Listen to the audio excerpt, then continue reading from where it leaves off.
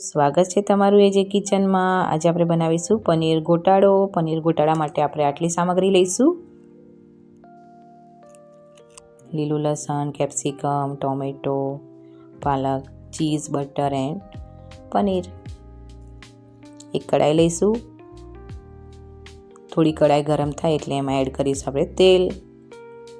તેલ મેં લીધું છે મીડિયમ મોટા ચમચા જેટલું, ચમચીથી થોડોક મોટી સાઈઝનો ચમચો આવે એ લીધું છે।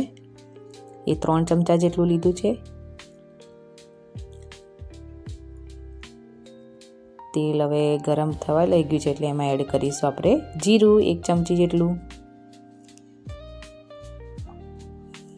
જીરું ફૂટી ગયું છે સરસ રીતે, એટલે કે શેકાઈ ગયું છે। એમાં નાખીશું હિંગ 1 ચમચી જેટલી અને સૂકા લાલ મરચાં બી સરસ રીતે શેકાઈ ગયા છે।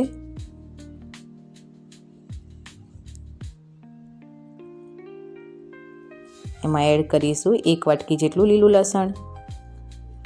સરસ રીતે શેકાઈ જાય ત્યાં સુધી આપણે એને શેકાવા દઈશું લસણને બી। તમારી પાસે લીલું લસણ ના હોય તો તમે સૂકું બી યુઝ કરી શકો છો, પણ એને વાટવું પડશે થોડું, તો જ મજા આવશે। કટકા કરીને નહીં મજા આવે। એના પછી આપણે જે ઓનિયન ને બધું હતું, કેપ્સિકમ, ઓનિયન ને બધું એમાં ક્રશરમાં ક્રશ કરી લઈશું। બહુ ઝીણું બી નહીં કરીએ, મીડિયમ રાખીશું।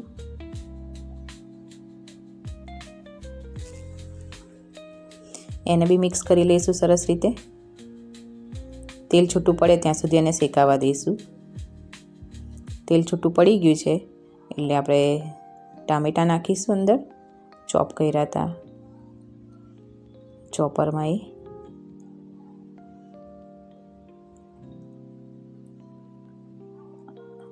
થોડા ઝીણા કટકાશે તો જ મજા આવશે આની અંદર। એને બી મિક્સ કરી લઈશું ટામેટાને બી।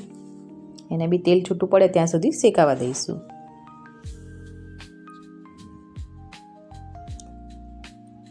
ટામેટામાં બીથી મિક્સ થઈને છૂટું પડી ગયું છે, એમાં એડ કરીશું પાલક। પાલક મેં લીધી છે 50 ગ્રામ જેટલી જ લીધી છે। એને બી મિક્સ કરી લઈશું। એમાં બી તેલ છૂટું પડે ત્યાં સુધી આપણે પાલકને બી શેકાવા દઈશું। તેલ છૂટું પડી ગયું છે એટલે 1 ચમચી જેટલી હળદર એડ કરીશું આપણે। 2 ચમચી જેટલું ધાણા જીરું પાવડર નાખીશું।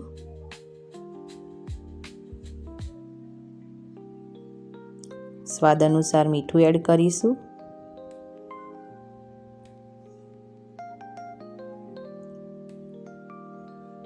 તમારે જેવો ટેસ્ટ જોઈતો હોય એવું તમે મીઠું એડ કરી શકો છો।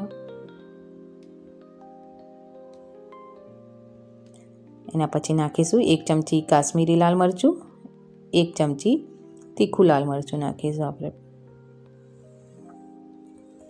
મિક્સ કરી લઈશું સરસ રીતે।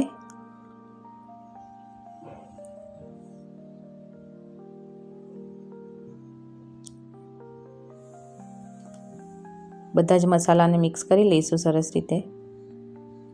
ધીમા ગેસે ચડવા દઈશું એટલે મસાલા બી ચડી જશે અને આપણો જે મસાલો છે એ ચીપકશે બી નહીં।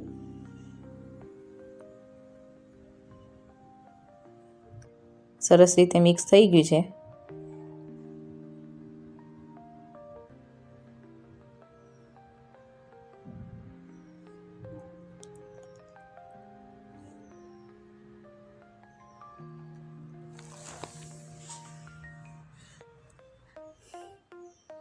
એમાં આપણે એડ કરીશું 2 ચમચી આદુ મરચાંની પેસ્ટ એડ કરીશું।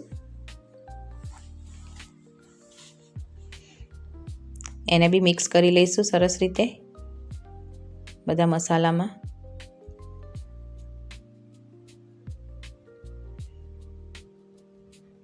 બધું એકદમ સ્લો ગેસે આપણે એને તેલ છૂટું પડે ત્યાં સુધી એને શેકાવા દઈશું। 1 મિનિટ માટે ઢાંકણ ઢાંકી દઈશું આપણે એના ઉપર।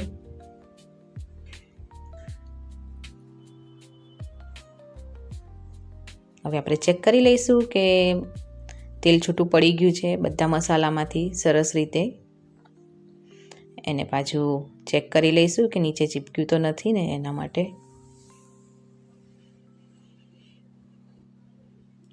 સરસ રીતે બધું જ મિક્સ થઈ ગયું છે.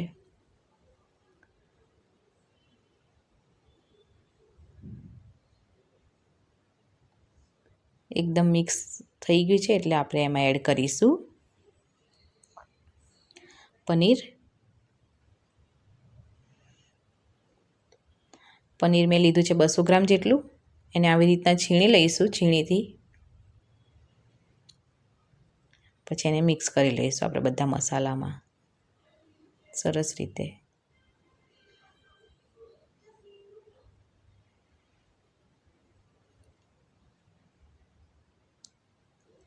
એકદમ મિક્સ થઈ ગયું છે સરસ રીતે. કલર બી બહુ ફાઇન આવી ગયો છે. મોબાઈલમાં એવું નહીં દેખાતો હોય પણ રિયલમાં એકદમ સરસ દેખાય તો.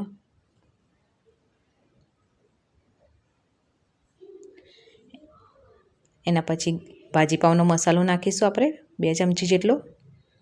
તમારી પાસે ભાજીપાવનો મસાલો ના હોય તો તમે કિચન કિંગ નાખી શકો છો, એવરેસ્ટનો. સરસ રીતે મિક્સ કરી લઈશું એને બી.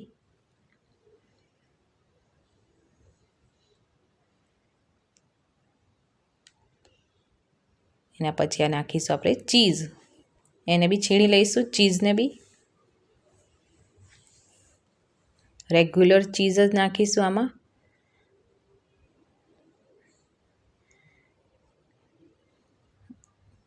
એને બી સરસ રીતે મિક્સ કરી લઈશું પનીરમાં અને બધા મસાલાની અંદર એકદમ આવી રીતના. સરસ રીતે મિક્સ થઈ ગયું છે. આપણે એમાં ઉમેરીશું બટર. બટર મેં લીધું છે 50 ગ્રામ જેટલું. મિક્સ કરી લઈશું એને બી.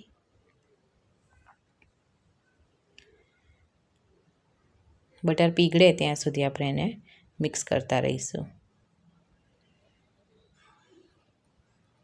ઉનાળો હોય તો જલ્દી પીગળી જાય, બહાર બી શિયાળામાં થોડી વાર લાગે એને પીગળતા. ભલે બહાર કાઢીને મૂકી દો તો પણ.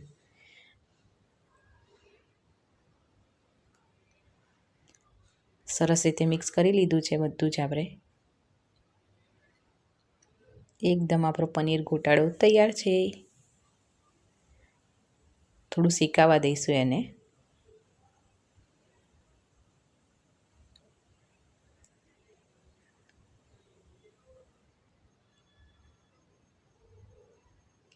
સરસ રીતે શેકાઈ ગયું છે.